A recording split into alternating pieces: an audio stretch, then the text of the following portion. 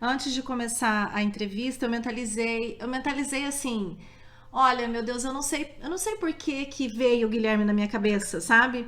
Eu não sei por quê, porque a gente nem tem contato direto, né? E aí eu fiquei pensando nisso, assim, e pensei assim, antes de entrar na entrevista, eu pensei que eu seja também um veículo para levar essa história, um instrumento, um veículo para levar essa história para muitas pessoas que com certeza vão se inspirar. Eu não conheço a história dele. A primeira vez que eu tô fazendo isso, porque normalmente eu me preparo um monte, sabe? Já anoto as perguntas e tal. E dessa vez foi a única vez que eu senti de não fazer isso.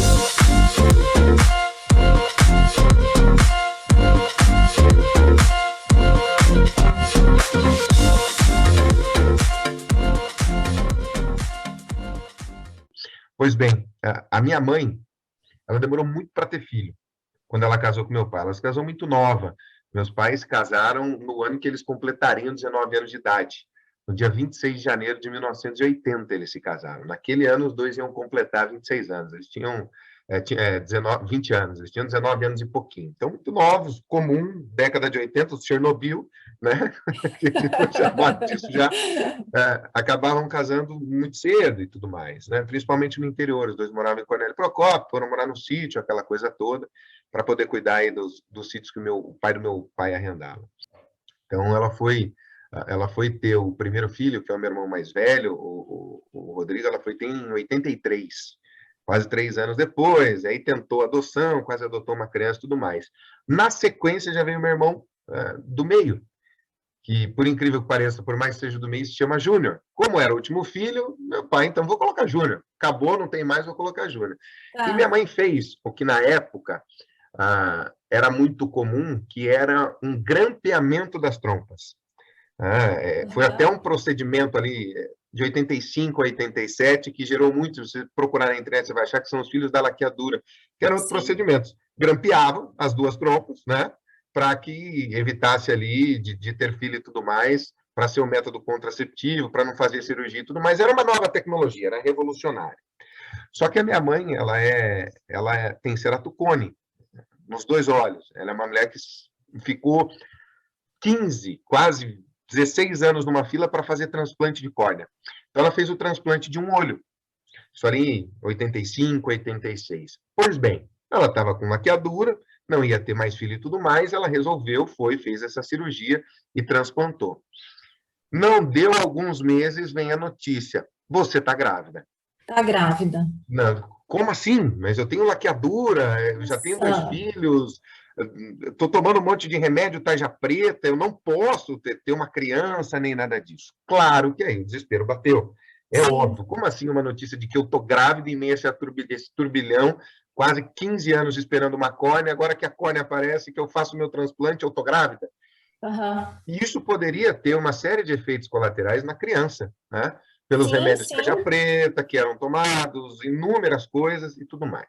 Bom, a gente morava, na época, na cidade de Cornélio Procópio. Cornélio Procópio, aqui no norte pioneiro do estado, perto de Londrina. Costumo brincar que Londrina pertence à região metropolitana de Cornélio.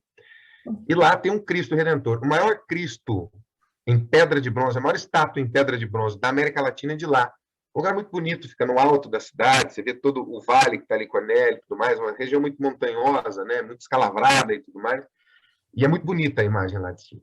E é claro que a minha mãe consultou meu pai, a primeira pessoa que ela consultou: estou grávida e realmente não sei o que fazer.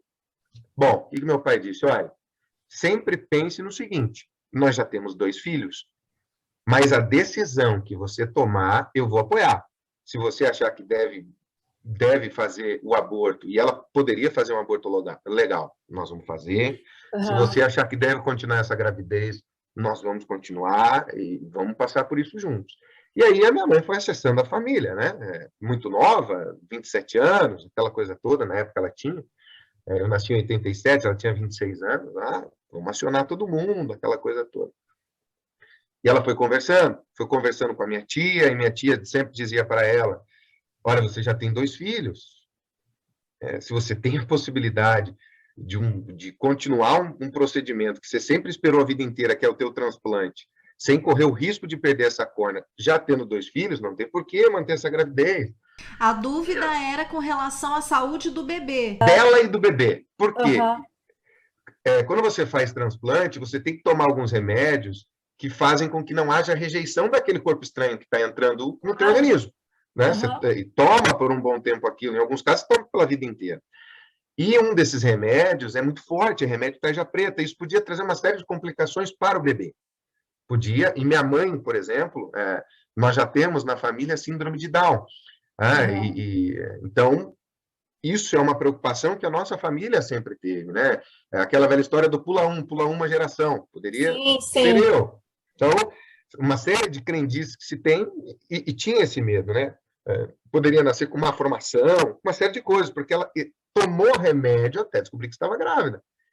Ela só Aham. parou quando descobriu a gravidez, mas até que se descubra, até que venham os primeiros sintomas da gravidez, demora um tempo.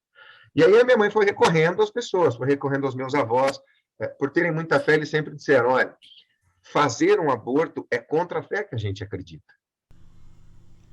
Então, assim, nós vamos acreditar na nossa fé e Uhum. vamos te apoiar para tocar essa gravidez. Agora, se você também quiser um aborto, todos nós vamos entender. Sim. Mas nosso desejo é que você tocasse, que você continuasse. Porque é o que nossa fé determina, é o que nosso dogma, são todos muito católicos, fervorosos, participantes da igreja, sabe? Não, é católico praticante mesmo, de verdade. A decisão era dela, única e exclusivamente dela. Ela foi até Aham. o médico, o médico dela, que fez o transplante, bateu uma carta solicitando um aborto formal para o médico pessoal da minha mãe. Ele foi marcado de um dia para o outro. Nossa, tão rápido. Precisava ser rápido. Ela Para estava de não haver quanto problema. tempo já, Guilherme? Início de gravidez. Início de gravidez. Semanas. Seria semanas. Seria um aborto para prática legal dos mais simples possíveis. Né? Tá. Não ia ter que fazer cirurgia, absolutamente nada. Seria feito lá o procedimento de raspagem e tudo mais. Era o começo da formação do feto. E um médico avisou o outro, eu estou te mandando a carta e pode marcar. E minha mãe na frente do médico, então marca, né? Vamos marcar. Só que minha mãe resolveu voltar para a Cornélia e no médico dela, aquele que faria o aborto. O que faria o aborto? O que faria o aborto, que era o médico da nossa família. Inclusive, depois ele foi o meu médico, durante muito tempo na minha vida. Minha mãe saiu do médico de Londrina, veio para o médico de Cornélio para conversar, e ele dizia, olha, eu não quero fazer isso. E minha mãe sempre dizendo, eu também não quero, mas a família inteira está... Enfim, a decisão que eu tomar, eles me apoiam e tudo mais. Eu fiquei 15 anos esperando essa córnea, mas eu não quero fazer. O médico podia ter virado para ela e falado, você é maluca. Inclusive, foi ele que fez a laqueadura nela. Ele virou para ela e falou, então nós vamos tocar essa gravidez. Nossa, era tudo que ela queria ouvir, né? Ela precisava ouvir isso. E Aham. foi o que esse médico falou. Nós vamos tocar. Nós acreditamos que o milagre pode existir e nós vamos tocar. E nisso, a minha mãe saiu dali, do centro de Cornélia, e foi até essa estátua. E ali ela começou a chorar sozinha, pegou o carro sozinha, foi chorando, e sentou ali, e ficou. E começou a chorar, começou a pedir uma luz, né? Ela falou, eu tomei minha decisão, e conversar mesmo com Deus. Ela fala muito isso, né? Começou a conversar com Deus e pedir uma luz, se ela estava fazendo certo. A bem da verdade era essa, ela queria algum sinal de que ela estivesse fazendo certo. E ali, naquele vale, naquele lugar montanhoso, lindo, que você vê a região norte inteira, ela disse que teve um clarão muito forte, ela se recorda dessa imagem, assim, ela descreve essa imagem. Ela Nossa. consegue descrever o que ela viu há 34 anos, vai fazer agora. E ela diz o seguinte, ela sentiu uma presença muito forte e viu naquela luz uma mão estendida para ela. Ela falou, entendi. Para mim está resolvido. Ai, Guilherme, nossa. Ela pegou o carro, voltou para casa dos meus avós e disse isso, olha, o aborto estava marcado para amanhã, eu não vou fazer. Eu tive essa conversa muito forte com o divino, com Deus, cada um dá o nome que quiser, e eu vou tocar essa gravidez. E ali, naquele momento, estavam meus avós e tal, porque imagina a comoção que isso gerou, né, dentro da família. porque meus avós falaram, então nós vamos fazer, nós vamos te apoiar, e meu pai também. Então, vamos tocar o pau. Só que ela tinha que parar com o remédio. Ela não poderia mais tomar o remédio, de maneira nenhuma, porque se tomasse, afetaria a criança, o feto Sim. seria afetado. Ela parou com todos os remédios. Naquele momento, ela teve que jogar fora todos os remédios, ela só ficou com aqueles que eram possíveis, remédio simples, que a gente acha em farmácia. E durante toda a gravidez foram feitas novenas, missas pedindo para que a criança ficasse bem, para que eu também, os médicos dando alerta para minha mãe, olha, você já tem um caso de síndrome de Down na família. Minha mãe é uma mulher de muita personalidade. E ela dizia, não tem problema nenhum. Nasça com que nasceu, eu vou cuidar, porque eu já tenho uma irmã com síndrome de Down. E o médico só disse para minha mãe, olha, passa o tempo, claro, a qualquer momento pode nascer, e aí, sem saber, minha mãe vai para o hospital, chega, faz a cesárea. Eu nasci às 6h50 da manhã, faltando 10 minutos para começar a missa das 7, que é a principal missa. Só para saber, durante toda a gestação foi tudo certo com a tua mãe? Não teve nenhuma complicação nem nada? Nem no olho. Nem no Nem olho. no olho. Nada, nada, nada. Eu vou chegar na parte do olho ainda, você vai entender por que minha mãe, ela diz que é um milagre, né? Eu não sei se eu mereço ser chamado de milagre, mas enfim. Eu nasci com a cabeça do fêmur desencaixada. Se fosse antigamente, eu provavelmente ia ficar deficiente porque não tinha a tecnologia para isso. E a médica falou, ó, você vai sempre colocar 5 fraldas no Guilherme, porque ele vai crescendo e as fraldas vão pressionar e a cabeça do fêmur dele vai entrar no lugar. Minha mãe falou, o quê? Ela brinca, ele ficar manquitolinha é a única coisa? Perto de tudo que me pintaram? Por mim, tá ótimo. Nasceu perfeito, nasceu tudo bem, tudo bonito, tá perfeito. É só isso, você vai ter que fazer isso.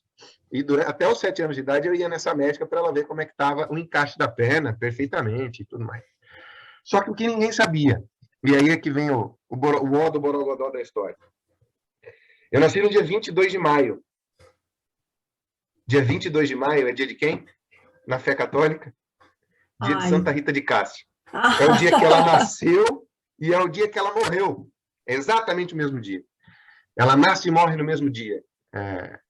E eu nasci no dia de Santa Rita de Cássia e minha mãe sempre fala que ela lembra de ouvir os sinos tocar naquele momento.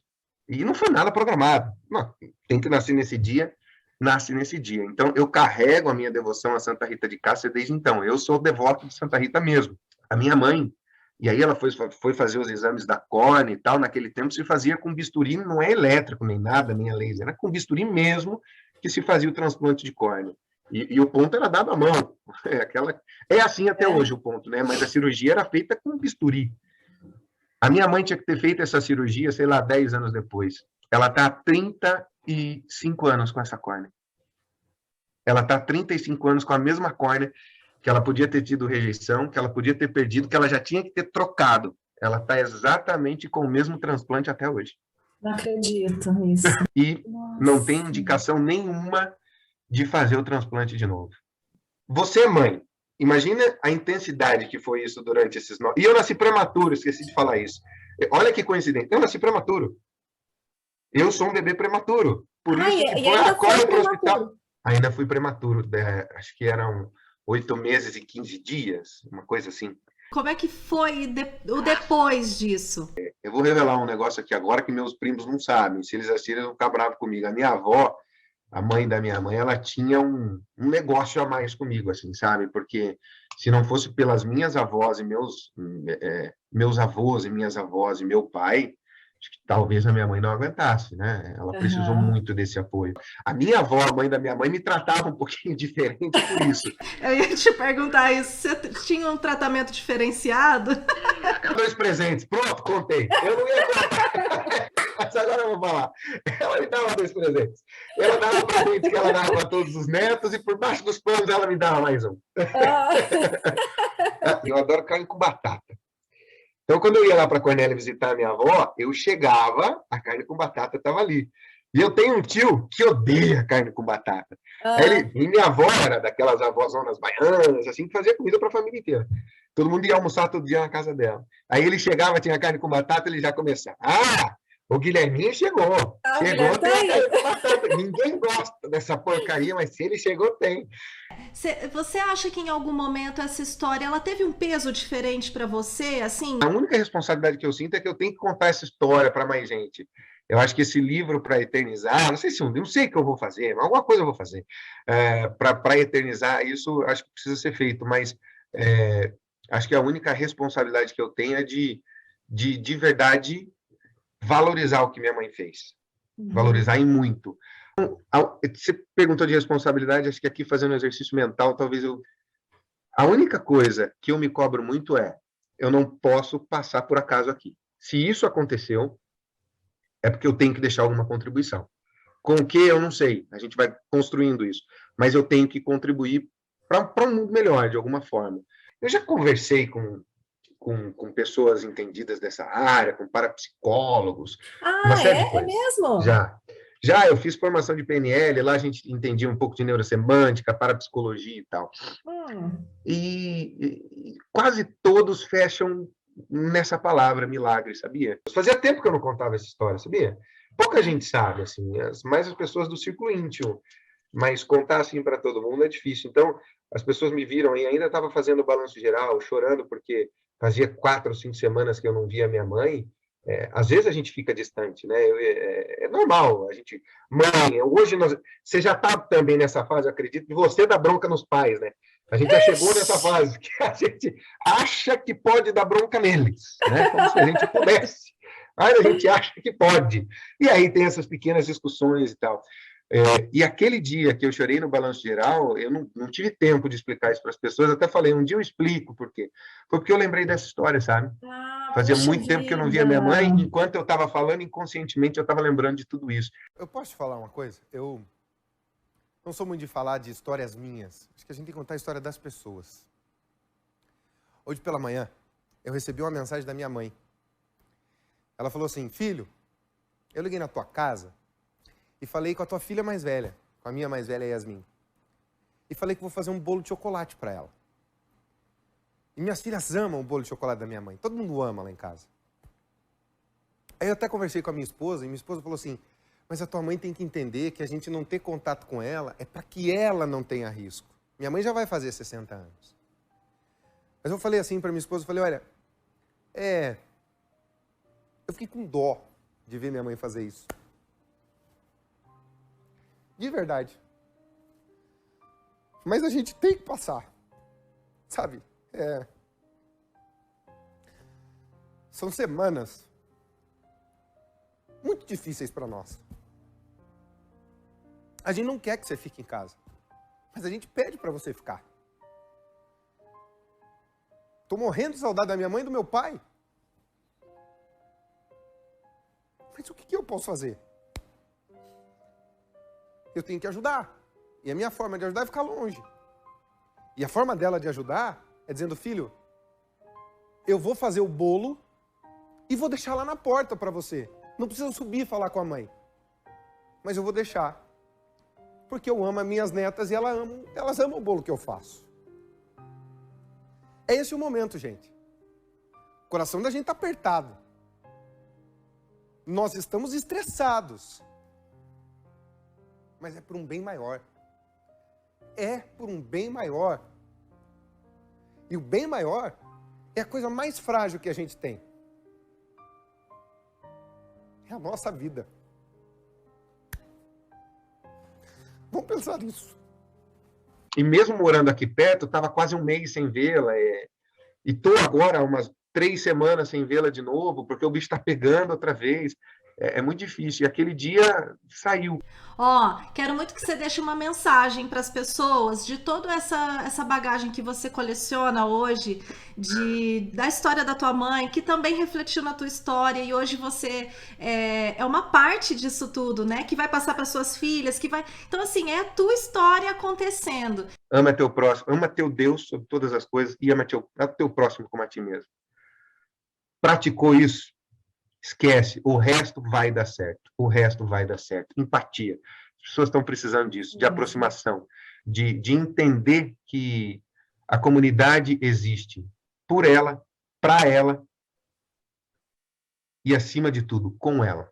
A gente precisa entender essa noção de olhar para o outro e estender a mão sempre que for possível. As pessoas não fazem nada sozinhas. E a comunidade é isso. E se a gente levar essa regra, esquece os 10 mandamentos, leva esses 2. Foi resumido aí pelo cara que mudou a história, né? Pelo cara que dividiu a história em antes e depois. Acho que tem que parar para ouvir ele, né? Acho que tem que parar para ouvir ele nesse momento. Tenho certeza, assim, que várias outras pessoas vão se inspirar também ouvindo a tua história, viu? Valeu, obrigado. Como eu digo todo dia lá na TV, gente, um beijo grande para todos, sorte e paz para todo mundo. Eu estou sempre por aqui. Valeu, tchau. Beijão. Tchau, tchau.